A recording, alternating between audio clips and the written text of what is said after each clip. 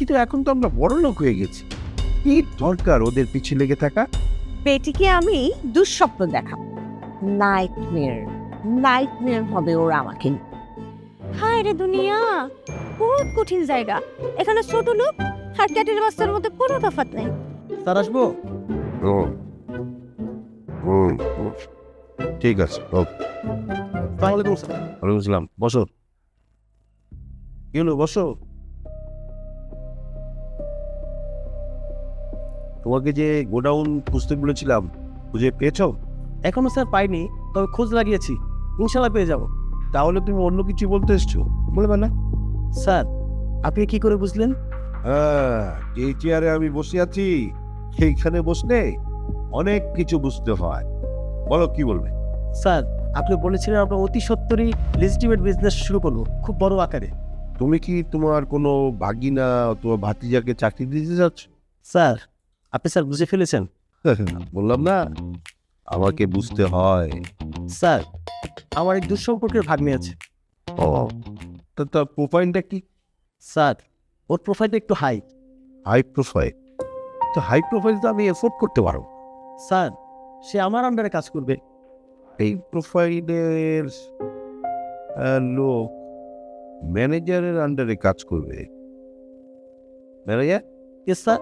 জিলাপি আমার পছন্দের মিষ্টি না, কেন জানো? না স্যার। কারণ জিলাপিতে অনেক প্যাচ আছে, প্যাচ আমি খুব অপছন্দ করি।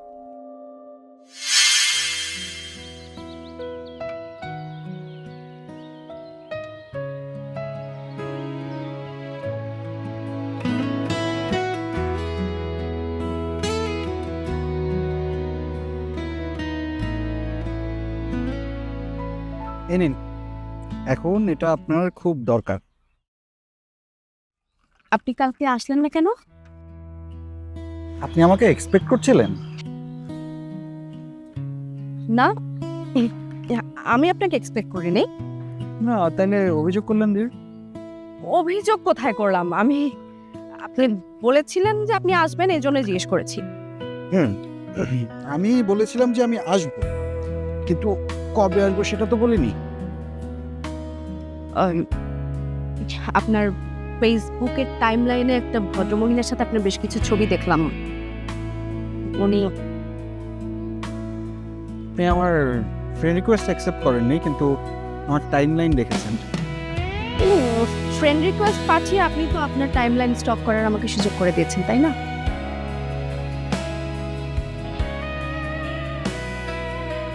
By the way, ভদ্রমহিলাকে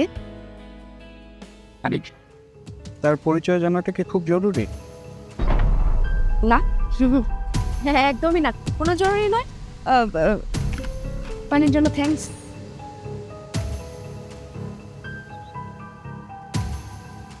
you are welcome বলতে পারতেন। পারতাম। তাহলে বললেন না কেন? আমি ভাবছি। কি ভাবছেন? আচ্ছা, আপনি তো সাইকোলজিতে এক্সপার্ট, আপনি বলুন যে আমি কি ভাবছি। আপনি ভাবছেন যে আমি যখন আপনার কাছে জানতে চেয়েছিলাম, তখনই আপনার ওই ভদ্রমহিলার পরিচয় আমাকে বলে দেওয়া উচিত ছিল, রাইট? অসাধারণ। Thank you.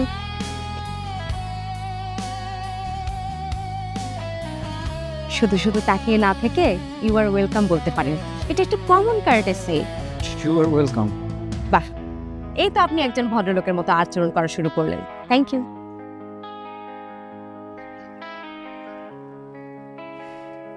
আমার মনে হয় না যে আমি এতটা সুন্দরী যে আপনি আমার দিকে সারাদিন এভাবে তাকিয়ে থাকবেন।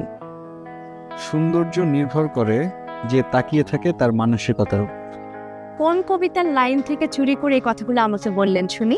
এখন ঠিক মনে পড়ছে না, আমি অনেক কবিতার বই পড়েছি, কোনো একটা লাইন হয়তো হবে। আপনি বুঝি এভাবেই কবিতা বলে বলে মহিলাদেরকে পটান? মেয়েরা কি কবিতার লাইন শুনে পটে যায়? এটা একটা কমন সাইকোলজি। মেয়েরা কবিতার লাইন পছন্দ করে, তাই ছেলেরা কবিতার লাইন বলে। আপনি পটেছেন? না। কেন, আপনি না বললেন যে কবিতার সুন্দর সুন্দর লাইন শুনে মেয়েরা প্রেমে পড়ে যায়? আমি তো বলিনি যে সব মেয়েরাই কবিতার লাইন শুনলেই পটে যায়। তর্কে আপনার সাথে জেতা যাবে না। আমার সাথে তর্কে জেতার চেষ্টা না করাটাই ভালো, লাভ হবে না। আপনি আমার ফেসবুকের টাইমলাইনে ভদ্র মহিলাদের পরিচয় সম্পর্কে জানতে চেয়েছিলেন। বলুন, আমি শুনছি। আচ্ছা, ওখানে আমার ব্যাচমেট আছে, আমার বন্ধু, আমার 2 ভাবি আছে, আর একজন আমার এক্স বস। ও, মানে যার চাকরি ছেড়ে দিয়ে আপনি সেদিন এখানে এসে বসে কাঁদছিলেন। কিন্তু আপনি প্রথমে সম্পর্কে জড়িয়েছেন, তারপর সরে এসেছেন। আপনি মানসিক সম্পর্কেই বা কেন জড়ালেন? ওর হাজবেন্ড সিঙ্গাপুরের একটা হসপিটালে কোমায় আছে। ওর অফিসে আমি জয়েন করি, এই সময় আমাকে ওর খুব দরকার ছিল। এমন সময় কেউ সম্পর্কে জড়ায় না, সম্পর্ক হয়ে যায়। আমরা কেউই পারফেক্ট না। ও, তার মানে আপনি ওই দিন চাকরি থেকে রিজাইন করেছেন কারণ তার হাজবেন্ড কোমা থেকে জেগে উঠেছে, তাই না? হ্যাঁ, আজকের কনভারসেশনটা অনেক দীর্ঘ হয়ে গেল। আপনি তো আমার অনেক ইনফরমেশনই জেনে গেলেন। হ্যাঁ। তাহলে এবার কি আমার ফ্রেন্ড রিকোয়েস্ট অ্যাকসেপ্ট করবেন? আমি প্রথমে আমার বাবাকে আপনার ক্যারেক্টার অ্যানালাইসিস করতে বলবো, তারপর ওনার রিপোর্টের উপরে নির্ভর করছে আমি আপনার ফ্রেন্ড রিকোয়েস্ট অ্যাকসেপ্ট করবো নাকি করবো না। পানির জন্য আবারও ধন্যবাদ। পানিটা ওই মুহূর্তে আমার ভীষণ দরকার ছিল। বাই।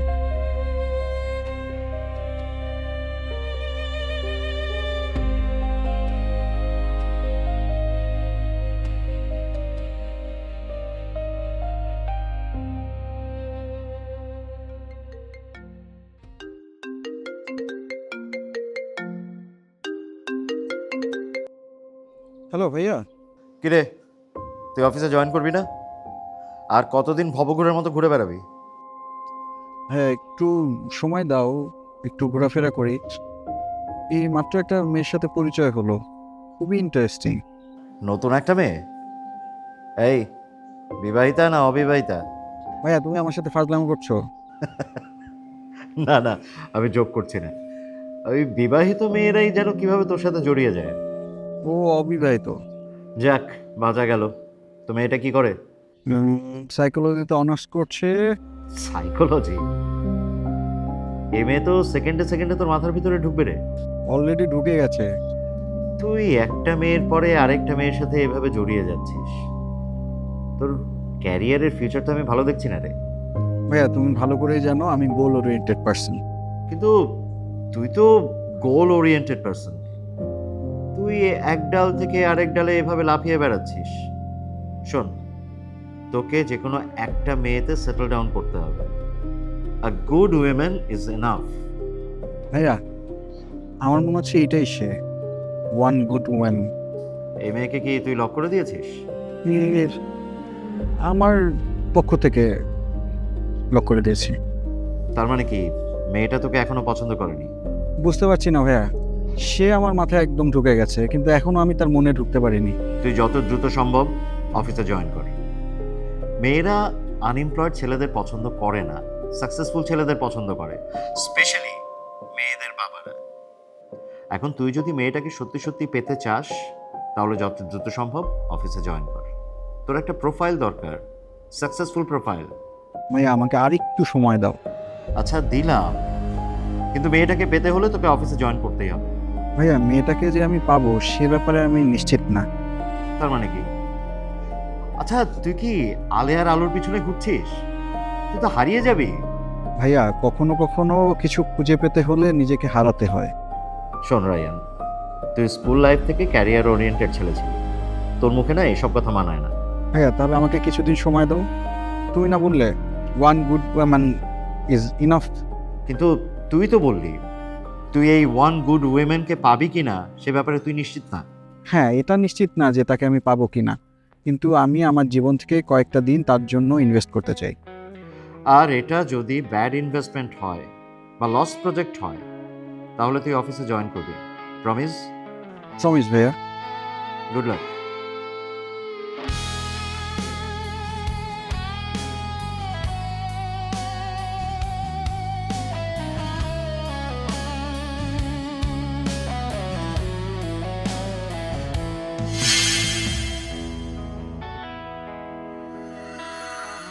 আপনি কি বলছেন সেটা আমি বুঝতে পারছি, কিন্তু আপনাকে তো বুঝতে হবে এটা হচ্ছে গ্লোবাল রিসিজনের সময়। এত প্রাইস তো মানুষ এফোর্ড করতে পারবে না। So find a way bye. আচ্ছা শোনেন, আমার একটা আর্জেন্ট কল আসছে, পরে কথা বলছি। হ্যালো ভাইয়া, আসসালামু আলাইকুম। হ্যাঁ, ওয়ালাইকুম আসসালাম। শাশা, তুমি কি খুব ব্যস্ত? তোমার লাইন বিজি পেলাম। না ভাইয়া, লাইন কেটে দিয়েছি, আপনি বলুন না। ও আচ্ছা, আসলে অফিস আওয়ারে পার্সোনাল কথা। তোমার কি কয়েকটা মিনিট সময় হবে? ভাইয়া আপনিও তো অফিস থেকেই কল করেছেন, বলেন না। আচ্ছা শোনো, রায়ান যে নতুন একটা মেয়ের প্রতি দুর্বল হয়ে পড়েছে, তুমি কি সেটা জানো? কি? না তো ভাইয়া, আমাকে তো রায়ান কিছু বলেনি। হ্যাঁ, সে তো অফিসেও আসছে না। আমি কিছুক্ষণ আগে তাকে কল করেছিলাম, তখন সেই কথা বললো। অফিস বাদ দিয়ে মেয়েদের পেছনে টাইম নষ্ট করার মতো ছিল তো রায়ান না। হ্যাঁ, এখানেই তো আমার ভয়টা কাজ করছে। মেয়েটা মনে হচ্ছে অনেক পাওয়ারফুল। পাওয়ারফুল মানে? না মানে, রায়ান তো একজন ক্যারিয়ার সেন্টার ছেলে, রাইট? রাইট। না মানে, মেয়েটার ভিতরে এমন কিছু আছে যেটা রায়ানকে ওর অরিজিনাল ক্যারেক্টার থেকে সরিয়ে নিয়ে গেছে। মানে, আমি মনে হয় তোমাকে ঠিকমতো বোঝাতে পারছি না। আমি বুঝতে পারছি ভাইয়া, আমি রায়ানের সাথে কথা বলবো। হ্যাঁ, তুমি একটু দেখো তো রায়ানকে ওর অরিজিনাল ক্যারেক্টারে ফেরানো যায় কিনা, কারণ এই মুহূর্তে আয়নানের ওকে খুব দরকার। কেন ভাইয়া? কারণ হচ্ছে আয়নান আমাদের কোম্পানিটাকে পাবলিক লিমিটেড কোম্পানিতে নিয়ে যেতে চাচ্ছে। আইনান বিজনেস পাবলিক লিমিটেডে নিয়ে যাবে? বাবা এতে রাগ করবেন না? আরে বাবা রাগ করবে কেন? বাবার তো এটা স্বপ্নই ছিল যে আমরা 3 ভাই মিলে তার কোম্পানিটাকে অনেক দূর নিয়ে যাব। আয়নান সেই কাজটাই করছে। একটু খেয়াল রাখবেন ভাইয়া, আইনানের আসলে বিজনেসে ওরকম এক্সপিরিয়েন্স নেই। আরে না, আয়নান ইজ ডুইং ফাইন। তবে হ্যাঁ, রায়ানের ব্যাপারে ওকে এখন কিছু বলো না। ওকে ভাইয়া। অ্যাকচুয়ালি আয়নান এই মুহূর্তে বিভিন্ন স্টক, কোম্পানি, মিনিস্ট্রি এইসব জায়গায় দৌড়াদৌড়ি করছে। এই অবস্থায় রায়ানের টেনশনটা ওকে দেয়া যাবে না। বুঝতে পারছি ভাইয়া, আপনি টেনশন নেবেন না, আমি রায়ানের সাথে কথা বলবো। আর শোনো, দ্য মোস্ট ইম্পর্টেন্ট থিং, বাসার কাউকে এ ব্যাপারে কোনো কিচ্ছু বলো না। বাবা শুনলে টেনশন করবে, মা শুনলে ডেফিনেটলি মুন্নিকে জানিয়ে দেবে, আর জ্যোৎস্না শুনলে কেউ না কেউ ওকে ভুলিয়ে ভালিয়ে ওর পেট থেকে কথা বের করে নেবে। ওকে ভাইয়া, I will keep it a secret. By.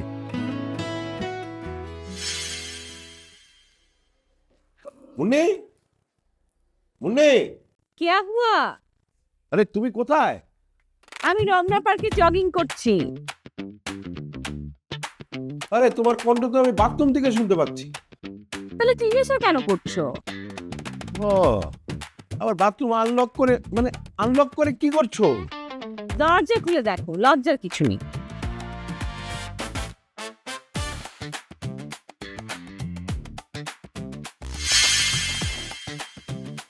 এসব কি মুন্নি? চান্দি ঠান্ডা করা থেরাপি। কি থেরাপি? চান্দি ঠান্ডা করা থেরাপি। কোন ডাক্তার তোমাকে এই থেরাপি নিতে বলেছে? কোন ডাক্তার বলতে হবে কেন? আমার মাথা কি বুদ্ধি কম আছে? আমি নিজ মাথার বুদ্ধি বের করে এটা বের করেছি। ও ঠিক আছে, বুদ্ধির অভাব নেই, কিন্তু তুমি এই থেরাপি কেন নিচ্ছ? যাতে করে আমার এই গরম চান্দিটা ঠান্ডা হয়। আহা, চান্দি ঠান্ডা হবে কি করে? পানি তো তোমার মাথায় পড়ছে না, ছাতায় পড়ছে। হ্যাঁ, কিন্তু এই পানি ঠান্ডা হাওয়া তোমার মাথায় লাগছে, তাতেই আমার চান্দি ঠান্ডা হচ্ছে। তাহলে বেরিয়ে এসো, শুনি তোমার চান্দি গরম হলো কি করে। এই, এসো এসো। আসছে।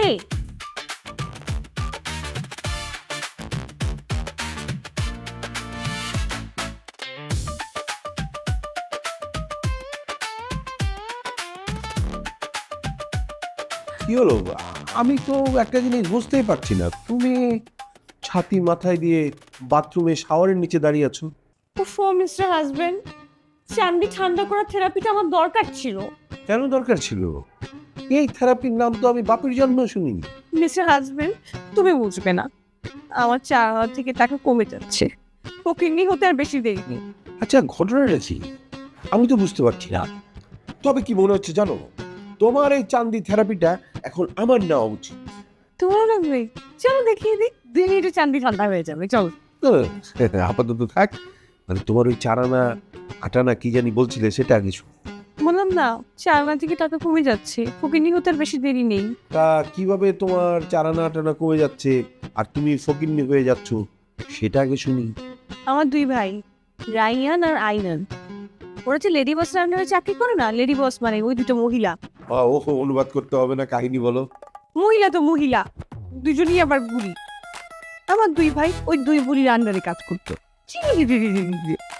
গল্পটা এগিয়ে যাও, এত টাইম কাট দিলে গল্পটা আগাবে কি করে? গল্পের মাঝখানে তুমি বাম হাত ঢুকাচ্ছ কেন? ঠিক আছে, আমি আর আমার বাহার দিব না, তুমি তোমার গল্পটা বলো। তো আমার 2 ভাই এই 2 বুড়ির আন্ডারে কাজ করতো। খালি কাজ করতো না তো, কাজের ফাঁকে ফাঁকে পেয়ার মোহাব্বত করতো। 2 বুড়ির সাথে পেয়ার মোহাব্বত, ছি লজ্জায় আমার বন্যার পানিতে ভেসে দিতে ইচ্ছে করছে। কিন্তু আমি যাব, আমার 2 ভাই ওই 2 বুড়িকে পেয়ার মোহাব্বতের চক্করে ফেলে তাদের থেকে কোটি কোটি টাকা হাতিয়ে নিয়ে ওদেরকে রাস্তায় ফেলে এখন আবার আমার বাবার ব্যবসায় ঢুকেছে। গল্প কি এখানেই শেষ না আরো আছে? আরে আসল কাহিনী তো এখন শুরু। ও, আবার কাহিনী আছে? তাহলে আসল কাহিনীটা বলে গেল। আমার 2 ভাই ওরা যদি ওই 2 বুড়ির টাকা মেরে ওদেরকে পথে বসাতে পারে, তাহলে আমার বাবার ব্যবসা থেকে সে আর টাকা মারবে না। সম্ভাবনা আছে। তাহলে ওরা যদি আমার বাবার ব্যবসা থেকে টাকা মারে, তাহলে আমার 4 আনা থেকে টাকা কমবে না? হ্যাঁ, তা তো কমবেই।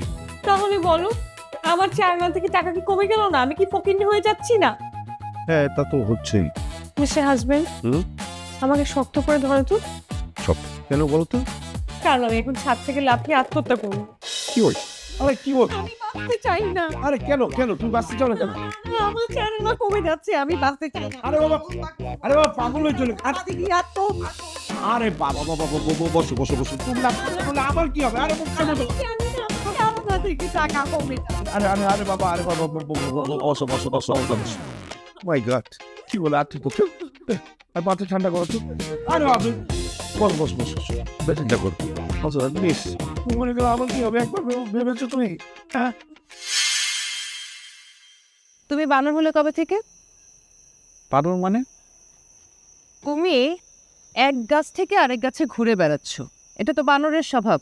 তবে এখন আমি খুব বড় একটা ইমোশনাল ট্রানজিশনের মধ্যে দিয়ে যাচ্ছি। কিছুদিন আগেও তুমি ক্যারিয়ার সেন্টার্ড মানুষ ছিলে। ক্যারিয়ার সেন্টার্ড মানুষরা নিজেদের ইমোশন দমিয়ে রাখে। কিছুদিন আগ পর্যন্ত আমি নিজেও এই কথাটা বিশ্বাস করতাম। আমি বুঝলাম না ওই মেয়ের মধ্যে এমন কি আছে যে তোমাকে তোমার বিশ্বাস থেকে দূরে সরিয়ে ফেললো। কি আছে ওই মেয়ের মধ্যে? ওর নাম আনমনা। ও, আনমোরা। ছবি দেখি। আমি ছবি তো তুলিনি। ফেসবুকে দেখাও। ও তো আমার ফ্রেন্ড রিকোয়েস্ট ফেসবুকে অ্যাকসেপ্ট করেনি। ও, তোমাকে ব্লক করেনি তো আবার?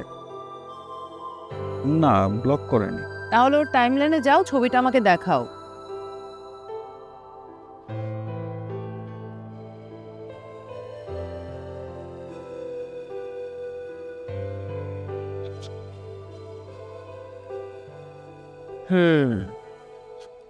ভাইয়া ঠিকই বলেছে। ভাইয়া কি বলেছে? মেয়েটার মধ্যে এমন কিছু আছে যা তোমার অরিজিনাল ক্যারেক্টার থেকে সরিয়ে আনতে পারে। আমি শিওর কেউ তোমাকে একটা গল্প বানিয়ে শোনাচ্ছে। এর পেছনে তার কি উদ্দেশ্য থাকতে পারে? তোমার আর আমার মধ্যে দ্বন্দ্ব সৃষ্টি করা ছাড়া আর কি উদ্দেশ্য থাকতে পারে? আমি এটা কি করলাম? হ্যাঁ, পুলিশ সব ভান্ডার তো আমি ফ্ল্যাশ করে দিলাম। এখন কি হবে?